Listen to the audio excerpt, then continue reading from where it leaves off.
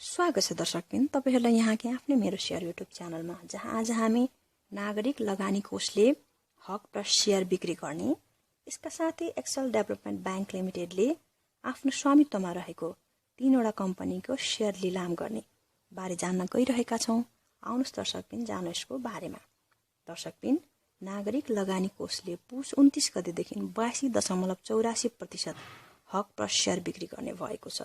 कोषको 1:0.8284 अनुपातमा 1,35,92,592 किता हक र शेयर बिक्री खुल्ला गर्न लागेको हो। प्रति किता 100 रुपैयाँको दरले यो हक र शेयर भर्न सकिनेछ। यसमा माघ 19 गतेसम्म आवेदन दिन सकिनेछ। कोषले हक र शेयर जारी गर्न पुस 14 गते बुक क्लोज गर्ने भएको छ। पुस 13 गतेसम्म कायम रहने शेयर धनीले मात्र हक र शेयरमा आवेदन दिन सक्नेछ। सी आश्वाको माध्यमबाट पनि आवेदन दिन सकिनेछ। यसमा निष्कासन तथा बिक्री प्रबन्धकको काम आरबीबी मर्चेन्ट बैंकिङ लिमिटेडले गरेको छ।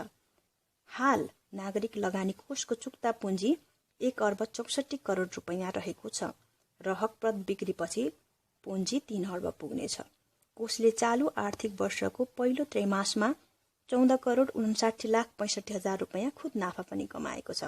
दर्शकबिन, यसको प्रति शेयर आमदानी 33 रुपैयाँ र प्रति शेयर नेटवर्थ 238 रुपैयाँ पनि रहेको छ।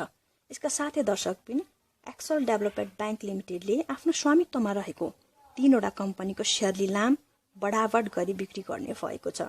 बैंकले आरएमडीसी लघुवित्त वित्तीय संस्था लिमिटेडको 22,370 किता, ग्रामीण विकास लघुवित्त वित्तीय संस्था लिमिटेडको 26,300 किता र युनाइटेड इन्स्योरेन्स कम्पनी लिमिटेडको 96,649 किता संस्थापक समूहको शेयरहरू लिलाम बढावट गरी बिक्री गर्न लागेको छ। दर्शकबिन, जसमध्ये आरएमडीसी लघुवित्त वित्तीय संस्थाको न्यूनतम मूल्य प्रति किता 485 रुपैयाँ तोकिएको छ भने ग्रामीण विकास लघुवित्त वित्तीय संस्थाको न्यूनतम मूल्य प्रति किता 269 रुपैयाँ तोकिएको छ। त्यसैगरी युनाइटेड इन्स्योरेन्सको शेयर न्यूनतम मूल्य प्रति किता 241 रुपैयाँ तोकिएको छ। लगानीकर्ताले न्यूनतम 1000 किता र अधिकतम 10 ले भाग जाने गरी सम्पूर्ण किताको लागि पुस 19 गते आइतबार माघ 4 गते आइतबारसम्म बोलपत्र पेश गर्नुपर्नेछ। कम्पनीको निष्कासन तथा बिक्री प्रबन्धक प्रभु क्यापिटल लिमिटेडले गर्ने भएको छ।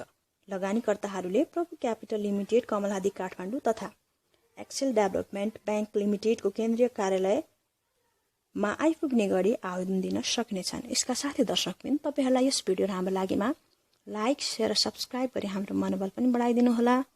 धन्यवाद।